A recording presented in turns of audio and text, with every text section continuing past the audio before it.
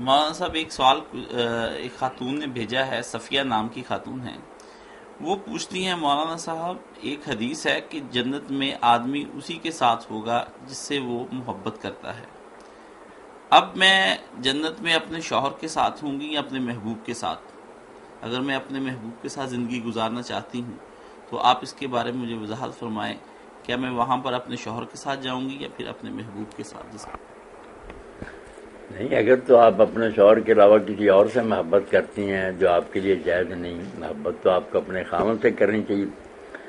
تو آپ اور آپ کا محبوب جنت میں کیا جائیں گے جو ناجائز محبت کے مجرم ہیں. یہ جو بات فرمائی آپ نے کہ جس سے محبت کرتا ہے، یہ تو ایسے ہی جیسے ہم حضور سے محبت کرتے ہیں، صحابہ کرام سے، اہل بیت سے، اولیاء سے. اس سنس میں یہ بات آئی ہے کہ جن جن سے محبت ہوگی، اگر ہمارے اعمال کچھ کم بھی ہوں گے تو اللہ اپنے فضل سے ہمیں ان کے ساتھ ملا دے گا جن نیک لوگوں سے آج ہم محبت ہوگی. مگر یہ غیر شرعی محبت کہ آپ نکاح کے بغیر کسی مرد سے محبت رکھتی ہیں، یہ تو جرم ہے، اس سے تو توبہ کرنی چاہیے. آپ دعا کریں کہ آپ کا نکاح جو ہے نا جنت میں بھی برقرار رہے، آپ اپنے خاوند کے ساتھ ہی رہیں. نیک بیویوں نے تو یہ کیا جیسے حضور نے فرمایا تھا کہ اگر کوئی عورت اس کا خاوند فوت ہو جائے، اس کے چھوٹے چھوٹے بچے ہیں تو ان کی خاطر وہ نیا نکاح نہ کرے، ان بچوں کو سنبھالتے رہے. حانیہ عربی زبان میں اس کو کہتے ہیں.